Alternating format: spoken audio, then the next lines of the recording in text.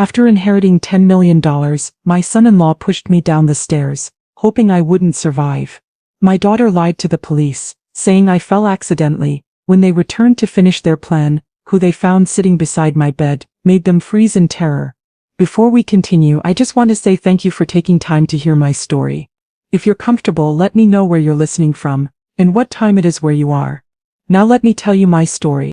My world for 68 years had been a quiet, well-ordered place, its boundaries defined by the Dewey Decimal System and the predictable rhythms of my small but comfortable life. My name is Margaret Peterson, but to the generations of children who had passed through the doors of the Enoch Pratt Free Library, I was simply Miss Maggie. My days, even in retirement, were a gentle tapestry of familiar pleasures. The weight of a good book in my hands, the smell of damp earth in my small rose garden, and the comforting creak of the narrow winding staircase in my Baltimore row house. The house itself was much like me, a little old-fashioned, a bit worn around the edges, but filled with a quiet, unassuming history. My life revolved around my only daughter, Nicole. She was my heart, the bright, beautiful sun in my quiet universe.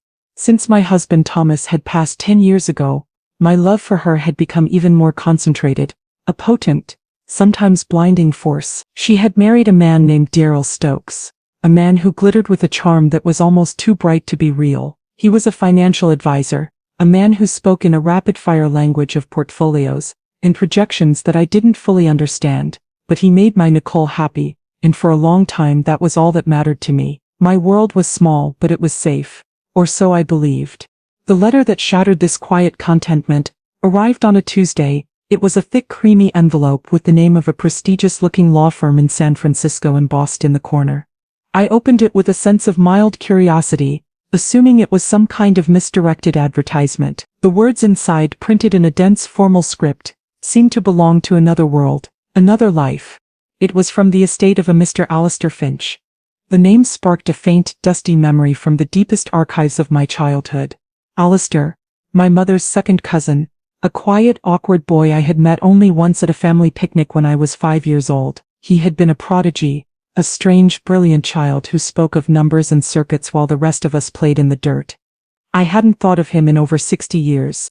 According to the letter, Alistair, the quiet, awkward boy, had gone on to become a pioneer in the early days of Silicon Valley. He had founded a software company that had changed the world, amassed a fortune of staggering proportions, and had passed away a month ago. A lifelong bachelor with no other living relatives, and in his will he had left the entirety of his estate, a sum that the letter conservatively estimated at $10 million. To me, his last known blood relation, Margaret Peterson. I read the letter 3 times, my hands trembling. $10 million. The number was an absurdity, a string of zeros that my librarian's mind simply could not process. It was a fairy tale, a plot twist from one of the novels I used to stamp. I called the law firm, my voice a shaky whisper, fully expecting to be told it was a clerical error, a cruel, elaborate mistake. But it was no mistake. It was real. My quiet, predictable world had just exploded. When I told Nicole and Darrell, their reaction was a supernova of joy. Nicole had burst into happy tears, hugging me so tightly I could barely breathe. Darrell's reaction was different. It was just as excited, but underneath the whoops and hollers I saw something else in his eyes, a flash of something sharp, hungry and intensely focused, a predatory gleam that at the time I dismissed as simple, overwhelming excitement. They insisted on a celebration. That weekend, they came over to my small row house, bringing champagne and a ridiculously expensive platter of cheese and charcuterie. We sat in my cozy, cluttered living room, the champagne flutes looking comically out of place next to my stacks of library books. To Mom, Nicole toasted, her face glowing. To the smartest, kindest and now richest mom in the world. To the family, Darrell added, his voice a little too loud, his smile a little too wide. This is our ticket, Maggie. Our family's ticket to a whole new life. That was the first time I felt a prickle of unease. Our family's ticket. He said it so easily, so naturally, as if the money was already a communal asset. Throughout the afternoon he was a whirlwind of manic energy, his conversation a relentless barrage of plans. He talked about a gated community in Potomac with a golf course. He talked about a portfolio of high-risk, high-yield tech stocks he wanted to invest in. He talked about a new Mercedes for Nicole, and a European vacation for all of us. I tried to gently apply the brakes. Darrell, dear, it's all so overwhelming. I said with a nervous laugh. I haven't even seen a penny of this money yet. I think I'd just like to be quiet for a while. Maybe fix the roof and donate a little to the library. He waved a dismissive hand, as if my modest plans were a charming but irrelevant little joke. Maggie, you're not thinking big enough, he said, his voice full of a patronizing energy. Leave the thinking to me. I'm the professional here. We are going to turn that 10 million into 100 million. You just have to trust me. He was already the self-appointed CEO of my life, and I was just a silent, slightly dotty chairman of the board. I saw the look on Nicole's face, a mixture of adoration for her brilliant husband and a faint pleading apology to me. She was caught in his orbit, a willing satellite to his blazing, ambitious sun. I let it go, telling myself he was just excited, that his heart was in the right place. It was a fatal miscalculation. The accident happened 4 days later. Daryl came over on a Thursday afternoon under the guise of helping me sort through some old financial documents. We need to get a clear picture of your assets before we merge them with the new portfolio, he'd said, his language making my simple life sound like a corporate acquisition. He was in my small study, looking through a box of my late husband's old bank statements, when he called out to me, Maggie, do you have the deed for this house? I need it for the file. I think it's in the safe deposit box upstairs, dear. I called back from the kitchen, in the bedroom closet. Can you go get it for me? He asked, his voice smooth and casual. The staircase in my house was a relic of another time. It was steep, narrow, and creaked with the gentle complaints of old age. I started up, my hand on the polished wooden banister. I heard Daryl's footsteps behind me. Here, let me help you, he said, his voice close behind my ear. He placed a hand on the small of my back. For a fleeting second, it felt like a gesture of support, of solicitous care. But then, the pressure changed. The supportive hand became a hard, unyielding weight. It wasn't a stumble. It wasn't a slip. It was a firm, deliberate, and shockingly powerful shove. The world tilted and dissolved into a terrifying, weightless blur. My hand was ripped from the banister. My feet left the stairs. There was a single crystal-clear moment of horrifying understanding. As I began to fall, I twisted my head back and saw his face. There was no anger, no panic, no emotion at all. There was only a cold, impassive, and slightly impatient curiosity. The look of a man watching a science experiment, waiting to see if it would yield the desired result. Then the world exploded. My body hit the landing at the bottom of the stairs with a sickening final thud. A constellation of white-hot pain burst behind my eyes. And then there was only darkness. I woke up to the sound of weeping and the antiseptic smell of a hospital. The world swam back into focus in a blurry, painful haze. I was in a bed, a stiff collar around my neck, my body a geography of deep, throbbing aches. My daughter Nicole was sitting in a chair beside me, her face a mess of tears. She was holding my hand, her grip tight and desperate. A man in a police uniform stood by the foot of the bed, a notepad in his hand, his expression one of calm, professional sympathy. And then I heard the crash. Nicole was saying, her voice a choked, hiccuping sob. I was in the kitchen and I heard this terrible sound. I ran out and she was lying there at the bottom of the stairs. My head was pounding, a thick fog of medication and trauma clouding my thoughts. I tried to speak, to tell them what had really happened, but my mouth was dry and the words wouldn't form. The officer, Detective Harding, had a kind, tired face. He looked at me gently. Mrs. Peterson, I'm so sorry to disturb you. Your daughter says you've been having some dizzy spells lately. Do you remember what happened? Dizzy spells? I had never had a dizzy spell in my life. I looked past Nicole, and that's when I saw him. Daryl was standing in the far corner of the room, near the window, his arms crossed over his chest. He wasn't crying. He wasn't even pretending to look upset. He was just watching me, his eyes cold and hard, a silent, menacing statue, and in his gaze there was a clear, unmistakable message. Be quiet. Stick to the story. The full, paralyzing horror of my situation crashed down on me. I was helpless. I was injured. And I was trapped. If I told the truth, who would believe me? The frail, confused old woman who had just inherited a fortune accusing her charming, successful son-in-law. They would say I was confused from the fall. They would say I was paranoid. And Daryl would finish what he had started. Nicole squeezed my hand, her tears splashing onto my arm. Mom, it's okay, she whispered, her voice a desperate plea. You just fell. It was an accident, right? Her eyes were begging me to validate her lie, to protect her husband, to keep their fragile, fraudulent world from shattering.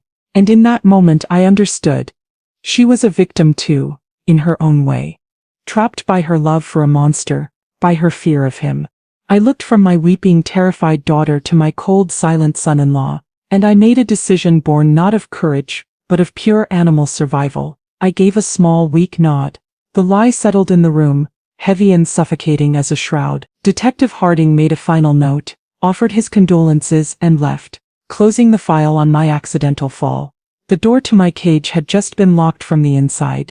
That night, the hospital room was a lonely, terrifying place. The rhythmic beep of the heart monitor was a constant reminder of how close I had come to the end. The painkillers they gave me kept the worst of the physical pain at bay, but they couldn't touch the cold, gnawing terror that was eating me alive. They had tried to kill me, my son-in-law had pushed me down the stairs with the intent to end my life, and my own daughter had covered for him. The betrayal was a wound far deeper than any broken bone. They had left for the night, promising to return in the morning. Their parting words were a chilling mockery of concern. "You just rest, Mom," Daryl had said, his voice smooth as silk. "We'll take care of everything." I knew what that meant. They would take care of the money, and then they would come back to take care of me. The fall hadn't worked.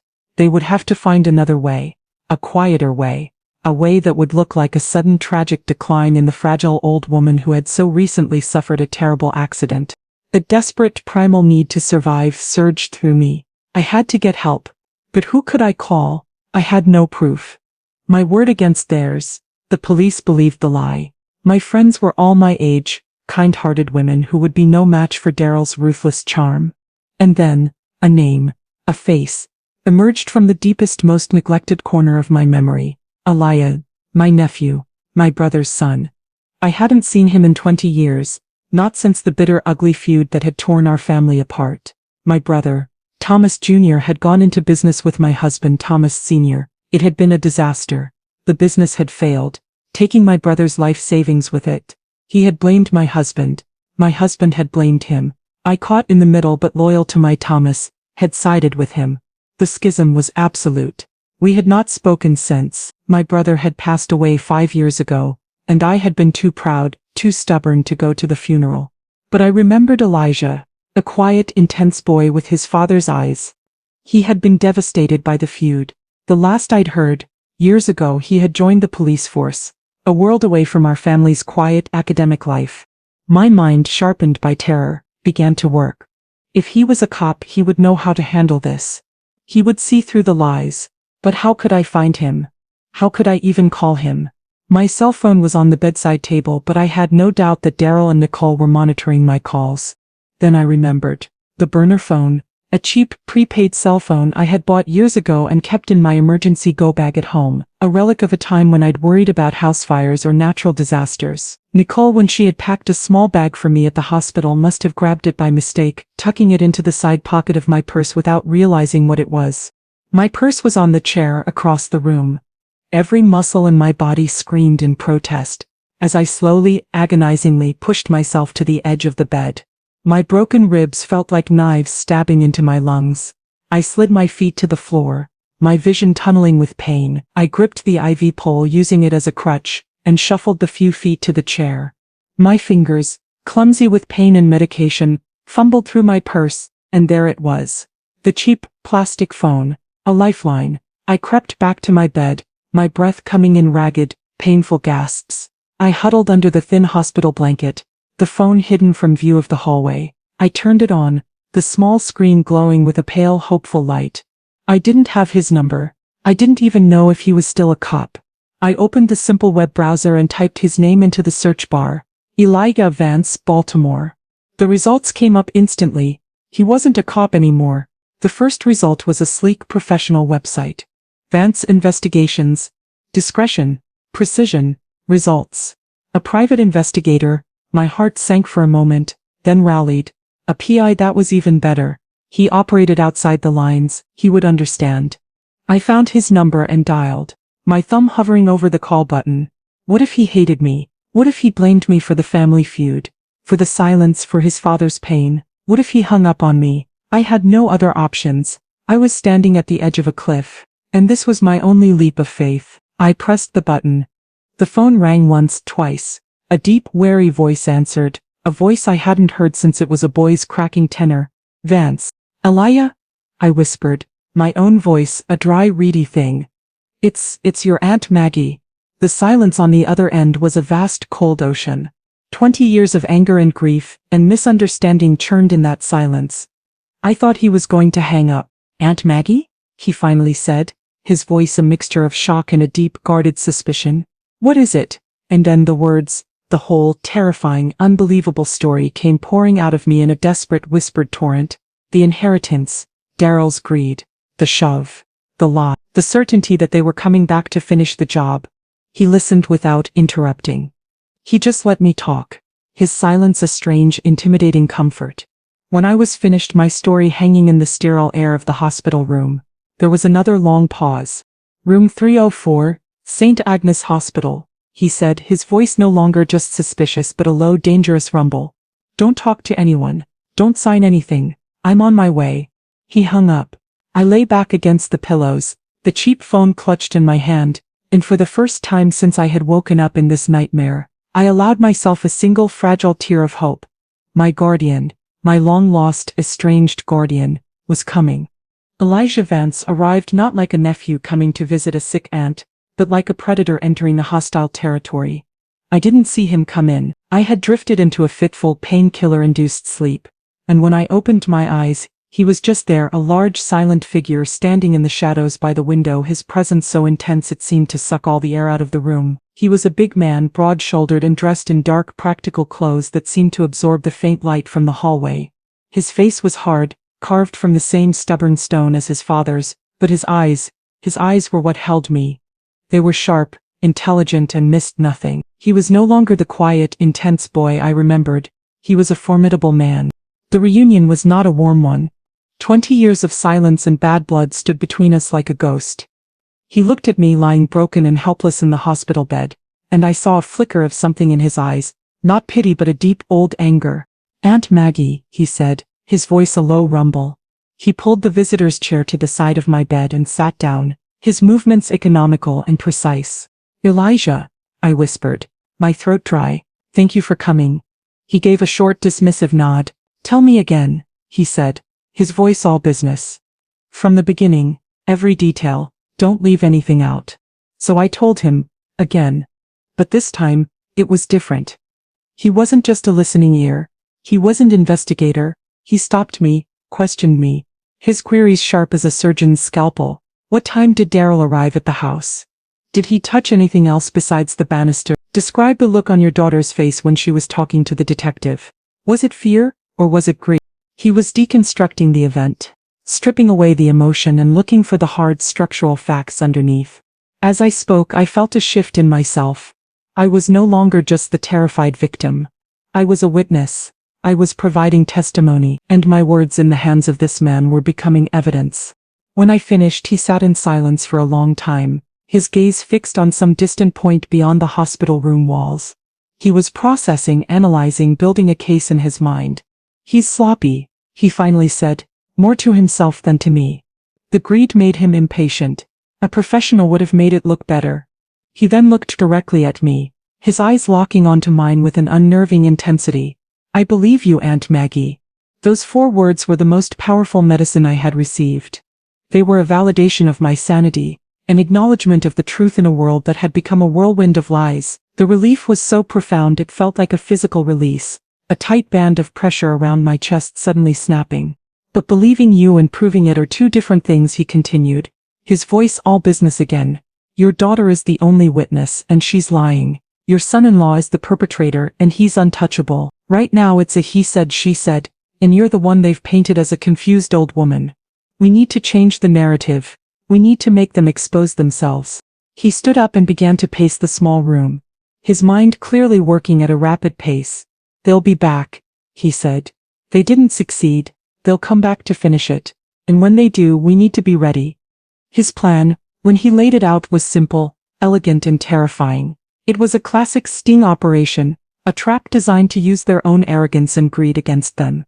Before he left, in the deep cover of the pre-dawn darkness, he put the first pieces into place. He pulled a small sophisticated-looking toolkit from the inside pocket of his jacket. With the delicate precision of a surgeon, he retrieved a tiny electronic device, no bigger than a button. Voice-activated microphone, he explained, his voice a low whisper. Military grade, the battery will last for a week. He found the perfect spot, a small recess on the underside of the rolling bedside table, a place no one would ever think to look. He secured it with a piece of black tape. It will transmit a live feed to my phone. I'll be able to hear everything that happens in this room. His next move was even more audacious. He left the hospital and, as I learned later, waited in the parking lot until the morning shift change. He followed a tired-looking Detective Harding to a nearby coffee shop. He approached him not as my nephew but as a fellow professional, a former cop turned PI. He bought him a coffee and, in the casual jargon-filled language of their shared profession, began to plant the seeds of doubt. I heard about an accidental fall case over at St. Agnes, he'd said, stirring his coffee. An old woman, a Maggie Peterson, just got a big inheritance, I hear. You're the primary on that, Harding, a sharp but overworked detective, had nodded. Yeah, sad case. Daughter's a mess. Funny thing, Eli had continued, his tone casual. I knew her years ago, the aunt of an old friend. Never knew her to be dizzy or frail. Sharp as a tack, that one. Always said her row house stairs were a death trap. Though, funny how things work out. He didn't accuse, he didn't push, he just dropped a few pebbles of professional curiosity into the calm pond of Harding's closed case. A sudden inheritance. A man-of-the-world son-in-law, a witness who was also a beneficiary. To a civilian it was a tragedy, to a cop, it was a collection of red flags. He left Harding with his card and a final parting thought. If anything feels off about it, give me a call, I've got a personal interest. He had set the stage. He had armed me with a silent, secret witness, and he had primed the police. Now all we could do was wait for the vultures to return to the nest. The waiting was the hardest part. The days in the hospital crawled by, a slow-motion torture of anticipation and fear. Daryl and Nicole visited every day, their performances of loving concern becoming more and more polished. They brought me flowers that filled the room with a cloying, funereal scent. They read to me from magazines, their voices smooth and soothing, while I pretended to doze, my mind screaming. Daryl had taken over my finances completely, a right granted to him by a temporary power of attorney form I had apparently signed. I had no memory of it, but my signature, shaky and uncertain, was on the document. He had likely had me sign it while I was still heavily medicated after the surgery. He spoke of my money as his own, discussing market fluctuations and investment strategies with Nicole as if I weren't even in the room. They were growing impatient. I could feel it. My recovery was a complication to their plan. They had expected a quick death, a clean inheritance. Instead, I was lingering, a stubborn, breathing obstacle to their new life. They started talking more and more about my long-term care. The doctor says you'll need round-the-clock supervision when you're released, Mom Denise said one afternoon, her voice full of a sweet, pitying poison. We found a wonderful facility for you. It's more like a resort. Really. You'll be so comfortable there. I knew what that meant. A private room, a locked ward, a place where I would be completely under their control, where they could finish what they had started at their leisure. The trap had to be sprung soon. Before they could move me, the night they came, I felt it in the air. There was a strange charged stillness in the hospital. The kind of quiet that precedes a storm. They had been absent all day, and their sudden arrival late in the evening, after visiting hours were officially over, set my every nerve on high alert. They slipped into the room, their movements furtive and quiet. They thought I was asleep. The only light was the faint rhythmic glow of the medical monitors. I watched them through my slitted eyelids, my heart a slow, heavy drum in my chest. Is she out? Daryl whispered, his voice a snake in the darkness. The nurse just gave her the evening sedative, Nicole whispered back. Her voice was trembling. She was terrified, but she was still following his lead. They moved to the side of my bed. I could smell the faint, acrid scent of fear on my daughter. They stood over me, two dark figures silhouetted against the faint light from the hallway. I felt a primal animal terror. This was it. They were here to finish the job. It has to look natural, Daryl murmured, his voice cold and clinical. A sudden cardiac event. The doctors will buy it. Her heart has been weak. He reached for my IV drip, his fingers wrapping around the thin plastic tube. And then a new sound entered the room. A soft, almost imperceptible creak of leather, from the dark corner of the room, from the visitor's chair that had been empty just moments before, a large figure rose. As my children's eyes adjusted to the dim light, they saw him, a tall, broad-shouldered man, sitting silently beside my bed, his presence a solid, immovable wall of judgment. The figure slowly turned his head, and the faint, ghostly light from the monitors caught the hard, unforgiving planes of his face. It was Eli. Daryl and Nicole froze. The sound they made was not a scream. It was a simultaneous sharp, strangled gasp of pure, undiluted terror. The kind of sound you make when you see a ghost, or when you realize the trap you thought you were setting has just been sprung on you. Eli did not stand. He did not raise his voice. He remained seated, a quiet, menacing mountain in the dim hospital room, and that stillness was more terrifying than any shout could ever be. He was a hunter who had waited patiently, and his prey had just walked straight into his snare. "Surprised to see me?" he asked. His voice was not a question. It was a statement, a low, dangerous rumble that seemed to make the very air in the room vibrate. Daryl and Nicole were paralyzed. Two statues carved from fear. Their brilliant, foolproof plan had just spectacularly imploded. The isolated, helpless old woman was not isolated, and she was far from helpless. She had a guardian, a very large, very intimidating guardian. Daryl, ever the slick operator, recovered first, his terror quickly morphing into a blustering, indignant rage. "Who the hell are you?" he demanded, trying to puff up his chest, a futile gesture of dominance. "What are you doing in my mother-in-law's room?" "I'm calling security." Eli just looked at him, his expression one of profound, weary contempt. "I'm her nephew," he said, the words dropping like stones into the silent room. "And you're not calling anyone." He then began his interrogation. It was not the loud, aggressive questioning of a television cop. It was a quiet, relentless, and surgically precise dismantling of their lies. He never moved from his chair. His voice never rose above a low conversational tone, but his questions were like daggers, each one aimed at the weak points in their story. "So Daryl," he began, his gaze fixed on my son-in-law, "tell me about your financial situation." "I did a little digging. It's not great, is it? A few bad real estate deals. A lot of debt. You needed a bailout, didn't you?" "I don't have to answer your questions," Daryl spat. But a sheen of sweat had broken out on his forehead. Eli ignored him and turned his calm, unnerving gaze on my daughter. "Nicole," he said, his voice softening almost imperceptibly but losing none of its menace. "Tell me about the fall. Your mother has never been prone to dizzy spells. 40 years she taught high school history, stood on her feet all day, sharp as a tack. But suddenly, the day after she inherits $10 million, she gets dizzy. Funny, isn't it?" Nicole began to crumble. Her face, which had been a mask of terrified defiance, began to dissolve into tears. I don't know," she stammered, wringing her hands. She fell. She fell," Eli repeated, his voice flat. "Or was she pushed, Nicole? Was she pushed by the man who was about to lose everything? The man who saw your mother not as family but as a winning lottery ticket?" He let the question hang in the air, a terrible poisoned thing. He knew how to apply pressure.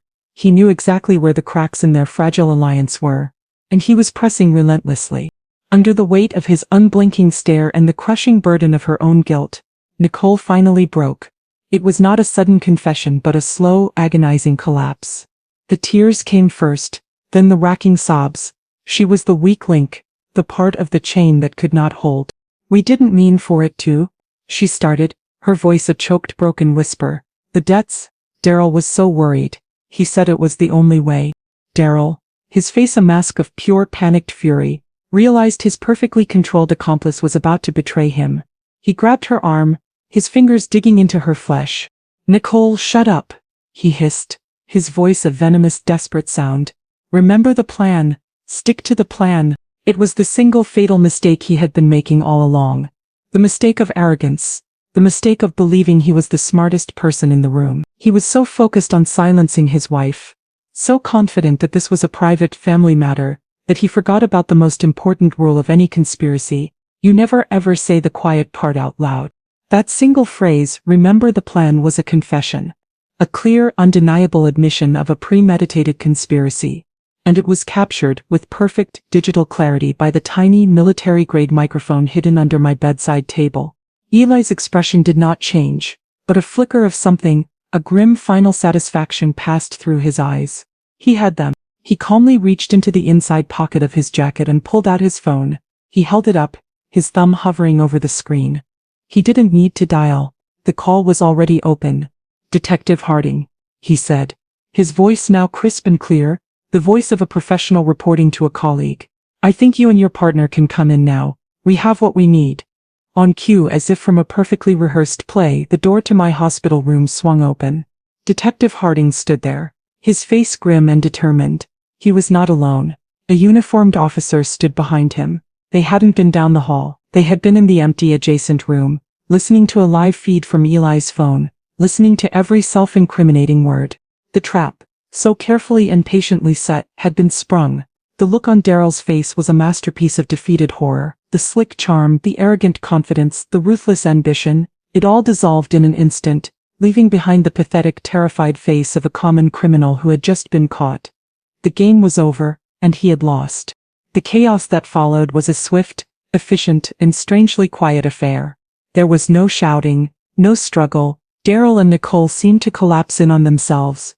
All the fight gone out of them. The uniformed officer read them their Miranda rights. The familiar formal words a stark, surreal counterpoint to the intimate betrayal that had taken place in that room. I watched from my bed as they were handcuffed. My own daughter, my Nicole, sobbing uncontrollably as the cold steel clicked around her wrists. A part of my heart, the foolish mothering part, broke for her. But another, harder part of me, the part that had been forged in the fire of their betrayal, knew this was not a tragedy, it was justice. Detective Harding came over to my bed after they had been led away. "I'm sorry you had to go through that, Mrs. Peterson," he said, his voice full of a genuine, weary respect. "My gut told me something was off with this case from the beginning. Your nephew is a very good investigator." "Yes," I said, my voice a little stronger now. "He is." In the sterile, quiet aftermath, with the scent of fear and betrayal still hanging in the air, Eli finally pulled his chair back to my bedside. The 20 years of silence and anger between us seemed to have vanished, burned away by the intensity of the night. "Why, Eli?" I asked, my voice a whisper. "After all these years, why did you come?" He looked at me, and for the first time, I saw not the intimidating PI but the sad, intense boy I remembered. "Because my father," he said, his voice thick with an old, unprocessed grief, "spent the last years of his life regretting the fight that broke this family apart. He was too proud to make the first move. And so was your husband. And so were you." He paused, taking a deep breath. "He told me once, 'Family is all we've got, son. Don't you ever let pride make you forget that.' I let him down. I let 20 years go by. When you called, I wasn't going to let that happen again." And in that moment, in the shared space of our grief and our victory, a broken family began, slowly and painfully, to heal. The months that followed were a time of recovery, in every sense of the word. My body healed, the broken bones knitting back together with a stubborn, surprising strength. But the real healing was deeper. It was the healing of a spirit that had been told it was frail, a mind that had been told it was confused, and a heart that had been broken by the most profound betrayal imaginable. The legal proceedings were a grim, methodical affair. Faced with the undeniable, crystal-clear recording from the hospital room, a weeping, broken Nicole gave a full and detailed confession. She told the police everything. She described Daryl's mounting debts, his obsession with the inheritance, his cold, calculated plan to get my money from the moment he heard the news. She described his threats, his manipulations, the psychological cage he had built around her. Her testimony painted a portrait not of a willing accomplice, but of a terrified, co-opted victim who had made a series of terrible, cowardly choices. Daryl, in the end, took a plea deal, his slick, charming facade completely gone, replaced by the sullen, defeated look of a man who had lost everything. They were both facing long prison sentences. The $10 million, the price for which they had been willing to kill, was safe. A vast, silent monument to their greed. Eli and I, in the crucible of this shared crisis, found our way back to each other. We began the slow, careful work of rebuilding the bridge that had been washed out 20 years ago. We talked about our fathers, about the stubborn pride of two good men that had cost our family so dearly. He told me about his life, his years on the force, the cynicism that had driven him into private investigation, and I told him about my quiet life, about my love for his cousin Nicole, and my own blindness to the darkness that had been growing right under my roof. One afternoon, as I was finishing my physical therapy at my now-sold row house, sifting through the last of my belongings, an idea began to take root in my mind. What was I going to do with this money? This vast, life-changing sum that had brought me so much pain? The thought of a quiet, luxurious retirement, of world cruises and fancy cars, felt hollow and meaningless. It felt like a surrender to the very life Darryl had envisioned for himself. I wanted to do something that mattered. Something that would honor the good men my brother and my husband had been, despite their pride. Something that would turn the ugliness of what had happened into a force for good. I presented the idea to Eli a week later. We were sitting in a small, quiet park, the first time I had been out in the world on my own 2 feet. I want to start a foundation, I said, the words feeling right and true as I spoke them. In the name of my brother, your father, the Thomas Vance Foundation for Elder Justice. Eli looked at me, a questioning look in his eyes. I want to use this money, I continued, my voice gaining strength, to provide legal and investigative resources for elderly people who are being victimized by their own families. People like me, people who have no one to turn to, who are being told they are confused and incompetent, people who need a bulldog, a guardian, an investigator to fight for them. I looked at him, my heart in my eyes. People who need someone like you. He was silent for a long time, looking out at the children playing on the swings. I could see the internal struggle on his face, the battle between the cynical PI who worked for wealthy corporate clients and the man who had just saved his aunt for no other reason than it was the right thing to do. I'm not a charity worker, Aunt Maggie, he said quietly. No, I said, you're a fighter, and there are a lot of people out there who need someone to fight for them. This wouldn't be charity, it would be a new mission. And so, we began. We used a significant portion of the inheritance to create the foundation. We hired lawyers, social workers and investigators, and Eli, my long-lost nephew, having found a purpose beyond the hollow victories of corporate surveillance, agreed to run it. My new life was nothing like the quiet, bookish retirement I had planned. It was a life of purpose, of advocacy, of fighting for the forgotten. Together Eli and I transformed the pain and tragedy of our family's past into a powerful living legacy. We had taken the darkest chapter of our lives and had turned it into a beacon of hope for others. And I, Margaret Peterson, the quiet librarian, had finally learned that the most important stories are not the ones we read in books, but the ones we choose to write with our own lives.